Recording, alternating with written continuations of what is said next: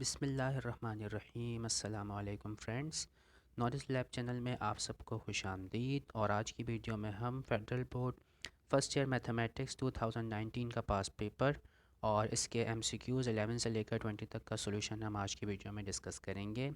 इससे पहले पार्ट 1 में एमसीक्यूज़ 1 से लेकर 10 तक का सॉल्यूशन ऑलरेडी आपको प्रोवाइड कर दिया गया है, जिसका लिंक डिस्क्रिप्शन में मौजूद है, आप वहां से विज़िट कर सकते हैं। इसके अलावा 2017 और 18 के एमसीक्यूज़ का सॉल्यूशन ऑलरेडी जो है उस पर वीडियोस अपलोड हो चुकी हैं, उनका भी लिंक डिस्क्रिप्शन में मौजूद है। तो चलिए आज की वीडियो स्टार्ट करते हैं। तो MCQ number 11, if a fair die is rolled then what is the probability that the top is a prime number. तो डाई जब रोल किया जाता है तो क्या प्रोबेबिलिटी है इस बात की कि जो टॉप जो फेस है उसका, इनके क्यूब शक्ल का होता है डाई, जो आप लूडो वगैरह खेलते हैं जिसमें डाई रोल करते हैं, जिसमें 1 2 3 4 5 6 तक कि उसमें डॉट्स मौजूद होते हैं हर फेस पर। तो इसमें आपसे पूछ रहा है कि उसका जो टॉप फेस है उस पर प्राइम नंबर आने की क्या प्रोबेबिलिटी होगी। तो देखें, प्रोबेबिलिटी निकालने के लिए जो फार्मूला होता है वो होता है जो हमारा डिज़ायर्ड आउटकम्स हैं उनमें उनका जो सेट है उस वो ऊपर आता है, और उसको फिर हम डिवाइड करते हैं number of elements in sample space.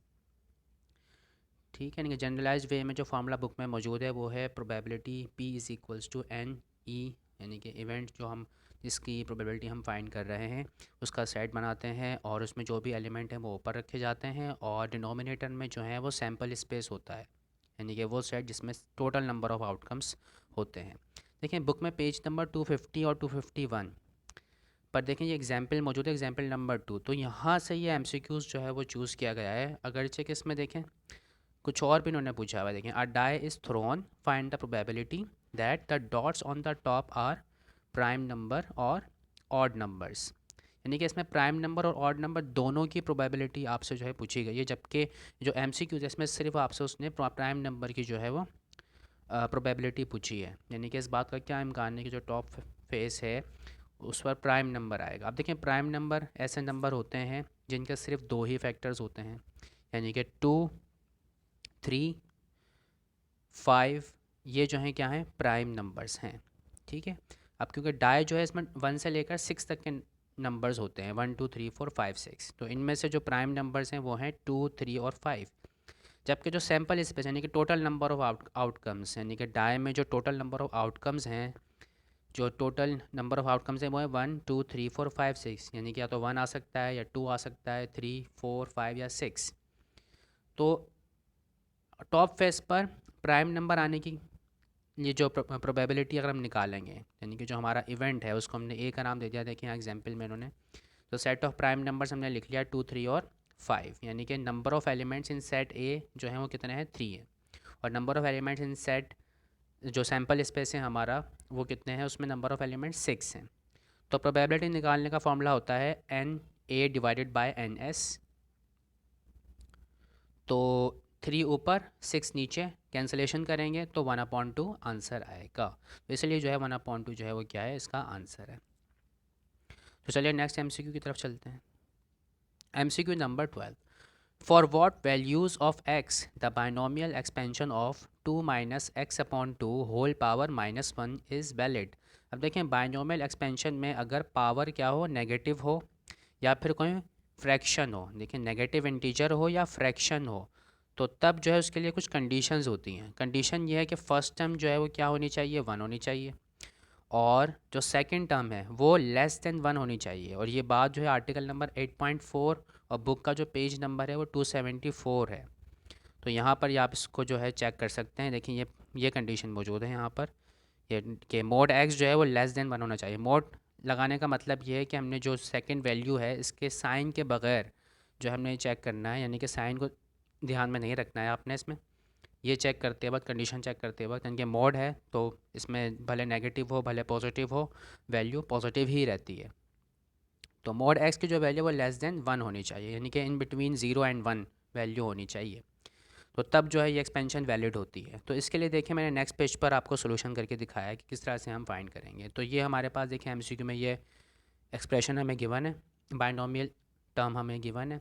तो 2 - x/2 होल पावर -1 ये हमें गिवन था। अब यहाँ से देखें फर्स्ट टर्म होनी चाहिए थी 1, जबकि अभी ये 1 नहीं है, तो हम ज़बरदस्ती यहाँ से जो है क्या करेंगे 2 कॉमन लेंगे। जब ज़बरदस्ती 2 कॉमन लेंगे तो क्या करना पड़ेगा हमें, नीचे जो है वो 2 क्या करना पड़ेगा, मल्टीप्लाई कराना पड़ेगा इस वाले टर्म का, सेकंड टर्म के डिनोमिनेटर में 2 मल्टीप्लाई कराना पड़ेगा। तो 2 2 से क्या हो जाएगा 4 हो जाएगा। ठीक है, सेकंड टर्म के डिनोमिनेटर में ऑलरेडी 2 मौजूद है, तो इसलिए जब आप एक और 2 लिखेंगे तो वो 2 इस वाले 2 से मल्टीप्लाई होकर 2 2 सा 4 आएगा डिनोमिनेटर में। और जब ये 2 बाहर निकलेगा कॉमन, तो यहाँ पर देखें पावर है -1, तो ये पावर -1 इसके ऊपर भी आएगी। ऑल्दो के इस एमसीक्यू में इस चीज़ से कोई फ़र्क नहीं पड़ेगा जब आप, लेकिन पेपर में जो डिटेल में जो आंसर्स होते हैं उनमें जब आप सॉल्यूशन करते हैं तो इस चीज़ का आपको ख्याल रखना पड़ता है। यहाँ पे हमें सिर्फ ये जो सेकंड टर्म है इससे कंसर्न्ड है, तो इस यानी कि इसकी वैल्यू निकालने के लिए हमें ये चीज़ जो है कॉमन लेने की ज़रूरत थी, तो इसलिए मैंने कॉमन लेके आपको यहाँ पे दिखा दिया। अब देखें यहाँ पे उसने हमसे सिर्फ कंडीशन पूछी थी, तो सेकंड टर्म जो है वो क्या होनी चाहिए, लेस देन 1 होनी चाहिए।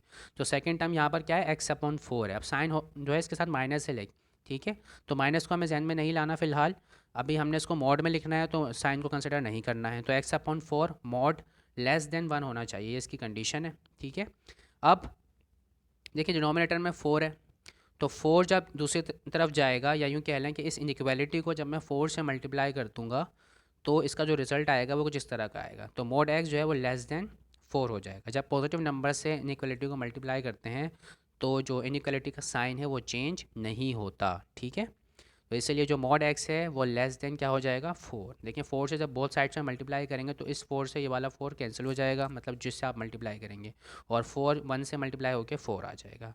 तो मॉड एक्स जो है वो लेस देन 4 जो है कंडीशन है इस एक्सप्रेशन के लिए, इसीलिए जो करेक्ट आंसर है वो option C is the correct answer. ठीक है, इसके अलावा देखें उसने आपको कंफ्यूज करने के लिए मज़ीद इस तरह के भी दिए हैं कि अगर आप ये कंडीशन भूल गए कि फ़र्स्ट टर्म जो है वो 1 होनी चाहिए, तो तब हो सकता है आप, तो तब आप डायरेक्टली x/2 को लेकर सॉल्व करते और आपका आंसर जो है हो सकता है ये वाला आता। ठीक है, तो इसीलिए देखें उसने काफ़ी कंफ्यूजिंग जो है वो दिए हुए हैं ऑप्शंस, तो आप याद रखिएगा कि 2 कंडीशंस हैं इसके लिए।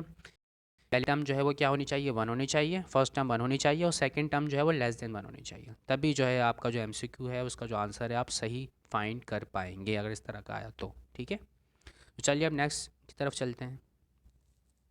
MCQ number 13, how many lines can be drawn between the 5 points in a plane. एक प्लेन में 5 पॉइंट्स मौजूद हैं और हमें लाइंस ड्रॉ करनी है उनके दरमियान, तो वो पूछ रहा है कितनी लाइंस ड्रॉ हो सकती हैं अगर 5 पॉइंट्स मौजूद हों एक प्लेन में। तो देखें कॉम्बिनेशन का सवाल है, ये एन कॉम्बिनेशन आर जो है फॉर्मूला है, N total number of objects और आर जो है वो taken R at a time, यानी कि अब जैसे लाइन जो है उसमें टोटल नंबर ऑफ पॉइंट्स हमें कितने दिए हैं उन्होंने जो प्लेन में मौजूद हैं वो है 5, तो एन की वैल्यू यहाँ पे क्या होगी 5 होगी। ठीक है, अब लाइन ड्रॉ करने के लिए कितने पॉइंट्स की रिक्वायरमेंट होती है, 2 पॉइंट चाहिए होते हैं आपको, 2 पॉइंट अगर आपको मिल जाएँ तो आप इजीली लाइन ड्रॉ कर लोगे, तो इसलिए आर की वैल्यू क्या होगी 2 होगी। तो एन कॉम्बिनेशन आर के लिए फॉर्मूला होता है N factorial divided by R factorial into N minus R factorial. तो सारी वैल्यूज़ फार्मूला में पुट कर दी हमने, 5 factorial upon 2 factorial, 5 minus 2 factorial. 5 factorial का मतलब होता है 5 इंटू 4 इंटू 3 इंटू 2 इंटू 1, यानी कि उस वक्त तक मल्टीप्लाई करते जाएंगे जब तक कि 1 तक ना पहुंच जाए हम, यानी कि जैसे 5 फैक्टोरियल है तो 5 फैक्टोरियल का मतलब होता है 5 multiplied by 4 multiplied by 3 multiplied by 2 multiplied by 1। Similarly नीचे वालों के लिए भी हमने सिंप्लीफिकेशन की, डायरेक्टली आप कैलकुलेटर से भी सॉल्व कर सकते हैं। तो सिंप्लीफिकेशन होने के बाद जो आंसर आया है वो है 10। देखें ये 2 2 ज़ा 4 बनेगा, तो 4 से 4 कैंसिल हो जाएगा, 3 से 3 कैंसिल हो जाएगा, तो 5 2 और 1 बचेंगे सिर्फ, तो 5 2 ज़ा 10 होता है, 10 1 ज़ा 10, तो 10 इसका आंसर होगा। ठीक, तो ऑप्शन डी इसका करेक्ट आंसर है। अब चलते हैं नेक्स्ट एमसीक्यू की तरफ। MCQ number 14, which term is the middle term in the expansion of x minus 2 upon x whole power 2n। ठीक है, थोड़ा छोटा है लेकिन 2n लिखा हुआ है यहाँ पर ये। ठीक है, तो दोबारा से बाइनोमियल एक्सपेंशन से ये जो है ये एमसीक्यू है, तो बाइनोमियल एक्सपेंशन है और पावर है देखें इसकी 2n। अब दो केसेस होते हैं कि n इवन है या n ऑड है। अगर n इवन है तो मिडिल टर्म जो है वो कुछ इस तरह की होगी, n upon 2 plus oneth term will be the only one middle term.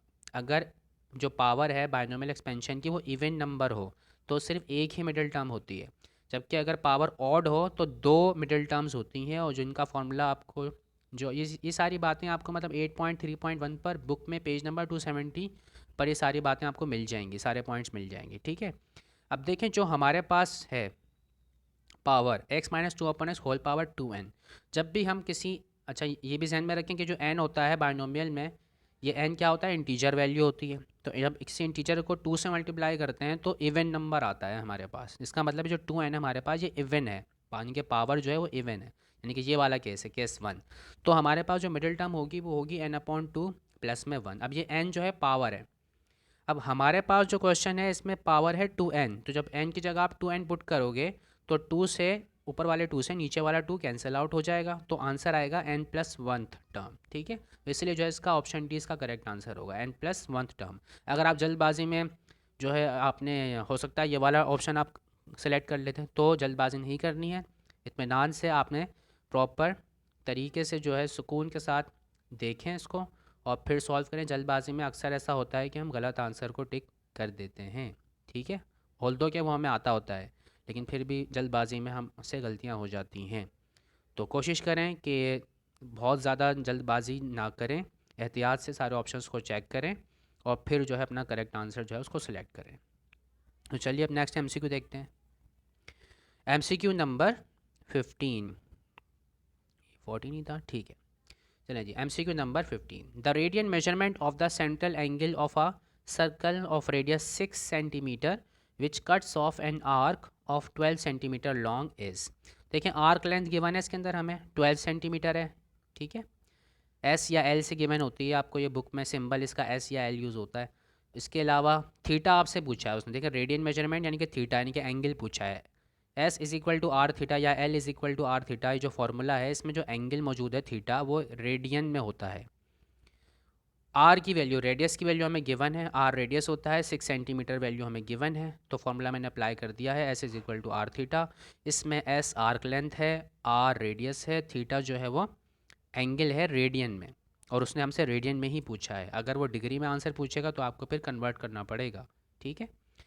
तो सारी वैल्यूज हमने फॉर्मूले में पुट की, सिंप्लीफाई किया तो आंसर आया 2 रेडियन, तो 2 रेडियन इसका आंसर। तो next MCQ, MCQ number 16, which of the following identities is true. रट्टा याद होना चाहिए आपको ये। 10.7 बुक का पेज नंबर है, 329 ट्रिपल एंगल आइडेंटिटीज़ हैं। कभी साइन 3 का पूछता है, कभी कॉस 3 का पूछता है, तो देखें इस बार कॉस 3 का पूछ लिया उसने आपसे। इससे पहले जो मैंने 2 वीडियोस बनाई थी उसमें साइन 3 के जो फार्मूला इससे रिलेटेड एमसीक्यू आया था। तो कॉस 3 थीटा इक्वल होता है 4 कॉस क्यूब थीटा माइनस में 3 कॉस थीटा, तो ये आपको याद होना चाहिए जनाब। तो यही इसका जो करेक्ट आंसर है, बुक में पेज नंबर 329 पर आपको ये फॉर्मूले मिल जाएंगे। Next MCQ, MCQ number 17, which of the following is equal to cos 3π/2 minus में x। बुक में पेज नंबर 318 319। सर ये 318 क्या होता है, 319 क्या होता है, अक्सर ये सवाल सुनने को मिलता है क्योंकि बच्चों को उर्दू में गिनती नहीं आती। तो 318 319 बुक का पेज नंबर, इस पर ये आपको उसकी डिटेल मिल जाएंगी, एलाइड एंगल्स, ट्रिग्नोमेट्रिक रेशियोज वगैरह वगैरह, और ये आपको मैं एक्सप्लेन कर देता हूँ नेक्स्ट पेज पर। देखें ये हमारे पास गिवन है फंक्शन कॉस 3π/2 माइनस में x। अब देखें ये एलाइड एंगल है, एलाइड एंगल π/2 के मल्टीपल जो एंगल होता है उसको कहते हैं एलाइड एंगल। ऐसा एंगल जो 90 डिग्री या π/2 का मल्टीपल हो या π/2 हो वो कहलाता है एलाइड एंगल कहलाते हैं वो। तो अब देखें यहाँ पे जो π/2 का जो मल्टीपल है 3 लिखा हुआ है, यहाँ पर 3 एक इंटीजर है और 3 जो है ऑड नंबर है। अगर ऑड नंबर आ रहा हो यानी कि ऑड मल्टीपल हो π/2 का, तो जो भी फंक्शन लिखा हुआ होता है, जैसे कॉस लिखा हुआ है यहाँ पर, तो कॉस चेंज हो जाएगा साइन में, यानी कि अपने को रेशो में चेंज हो जाता है। देखिए since 3 is odd so cos will be changed into its को रेशो। को रेशो क्या होता है, कॉस का साइन होता है, ठीक है। जो भी फंक्शन होगा वो अपने को रेशो में चेंज हो जाएगा, कब, जब यहाँ पर जो वैल्यू लिखी हुई है π/2 के साथ ये ऑड नंबर हो तब चेंज होगा, अगर ये इवन नंबर होगा तो चेंज नहीं होगा, ठीक है। अब उसके बाद देखें ये जो π/2 लिखा हुआ है 3π/2, ये क्वाड्रेंटल एंगल है। अब क्वाड्रेंटल एंगल क्या होता है, ऐसा एंगल जो बिल्कुल बाउंड्री पर लाई करता है, यानी किसी क्वाड्रेंट के अंदर नहीं है ये बिल्कुल बाउंड्री के ऊपर है 3π/2, ठीक है। तो 3π/2 यहाँ पर आएगा, ये ज़ीरो, ये पाई/2, ये पाई, और ये 3 पाई/2, ठीक है। तो 3 पाई/2 हम यहाँ पर मौजूद हैं, देखें रेड से मैंने रेड एरो से दिखाया है इसको। अब यहाँ पर देखें ये जो एक्स लिखा हुआ है ये एक्यूट एंगल होता है। एक्यूट एंगल ऐसा एंगल होता है जो लेस देन 90 डिग्री हो, ठीक है। तो 90 डिग्री का जब एंगल, इसमें से हमें क्या करना है, माइनस करना है। माइनस करने का मतलब ये है कि हमें क्लॉकवाइज मूव करना है, यानी कि इस जगह मौजूद हैं। अब यहाँ से हमें किस तरफ मूव करना है, तो ये बात हमें पता चलेगी ये साइन को देखकर। अगर ये साइन नेगेटिव है तो हमें क्लॉकवाइज मूव करना है, यानी जिस डायरेक्शन में घड़ी की निडल्स मूव करती हैं उस डायरेक्शन में मूव करना है। और अगर ये साइन पॉजिटिव है तो हमें काउंटर क्लॉकवाइज डायरेक्शन में मूव करना होगा। तो फिलहाल हमारे पास ये यहाँ पे माइनस साइन है, तो 3 पाई/2 पे हम यहाँ पे मौजूद हैं। तो यहाँ पे माइनस साइन मौजूद है, तो क्लॉकवाइज हम मूव करके इस क्वाड्रेंट में आ जाएंगे, ठीक है। घड़ी को जहन में रखिएगा किस तरह किस डायरेक्शन में मूव कर रही होती है, तो इससे जो है आपको ये पता चलेगा। तो हम आ जाएंगे फोर्थ क्वाड्रेंट में। अब फोर्थ क्वाड्रेंट में जो है देखें यहाँ पे टेंजेंट पॉजिटिव होता है, कॉस यहाँ पे क्या होता है, नेगेटिव। तो फिलहाल हमें कॉस के हवाले से देखना है। तो कॉस यहाँ पे क्या होता है, नेगेटिव होता है। तो इसका जो आंसर होगा वो क्या होगा, माइनस में साइन एक्स, ठीक है। ऑड नंबर होने की वजह से कॉस चेंज हो जाएगा साइन फंक्शन में। और 3 पाई/2 माइनस एक्स की वैल्यू यहाँ क्वाड्रेंट से आपको पता चलेगी, कास्ट से आप याद रखते हो इसको। यहाँ पे कॉस पॉजिटिव होता है, यहाँ पे ऑल पॉजिटिव, तमाम ट्रिग्नोमेट्रिक फंक्शन यहाँ पॉजिटिव होते हैं फर्स्ट क्वाड्रेंट में।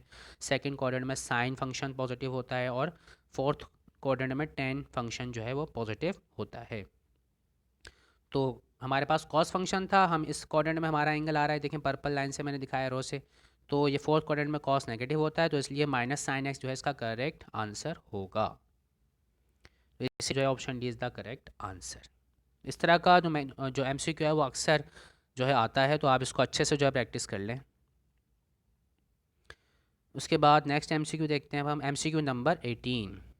What is primary period of 1/2 sine 2x। Function दिया हुआ है आपको और आपसे पूछ रहा है इसका पीरियड बता दें क्या होगा, ठीक है। पीरियड उसको कहते हैं जिस पर फंक्शन क्या की वैल्यू जो है वो रिपीट हो जाए, ठीक है। वो मिनिमम वैल्यू एंगल की जिस पर जो ट्रिग्नोमेट्रिक फंक्शन है वो अपने आप को वापस रिपीट करना शुरू कर दे, यानी अपनी वैल्यू वापस रिपीट कर दे, और तो उसको कहते हैं, वो कहलाता है उसका पीरियड। तो 1/2 साइन 2x का आपसे जो है वो पीरियड फाइंड करने का आपको कह रहे हैं। तो हमने यहाँ पे देखें फंक्शन कॉपी किया। क्या करना होता है हमें हमें जो साइन का जो पीरियड है, साइन ट्रिग्नोमेट्रिक फंक्शन जो है इसका पीरियड होता है 2 पाई, ठीक है। तो इसका पीरियड हम इसमें क्या कर देंगे, ऐड करा देंगे। साइन फंक्शन का पीरियड इसमें हम ऐड करा देंगे। जब ऐड कराएंगे, ऐड कराने के बाद हमें क्या करना होता है, जो भी यहाँ पे हमारे पास वैल्यू है, जैसे x लिखा हुआ है यहाँ पे 2x लिखा हुआ है, इसको हमें x को अलोन करना होता है बिल्कुल। तो इसलिए हम क्या करते हैं, 2 यहाँ से कॉमन ले लेते हैं, या जो भी वैल्यू यहाँ पे लिखी होती है उसे कॉमन ले लेते हैं, और इस यहाँ पे जो वैल्यू लिखी होती है उसको अकेला करना होता है बिल्कुल, ठीक है। अगर नहीं भी आ रहा कॉमन तो तब भी हम ज़बरदस्ती कॉमन निकाल लेते हैं। यहाँ तो देखें 2 यहाँ पे भी मौजूद है, यहाँ पर भी मौजूद है। अगर यहाँ 2 नहीं भी मौजूद होता तो तब भी हम ज़बरदस्ती कॉमन निकाल लेते और डिनोमिनेटर में जो है वो वैल्यू लिखते जो यहाँ मौजूद होती, ठीक है। जैसे लेट सपोज अगर यहाँ पर 2 पाई नहीं लिखा हुआ होता, या जैसे यहाँ पर 2 की जगह 3 लिखा होता, लेट सपोज 3x होता, तो तब भी हम 3 कॉमन निकाल लेते हैं और डिनोमिनेटर में 3 लिख देते हैं यहाँ पर।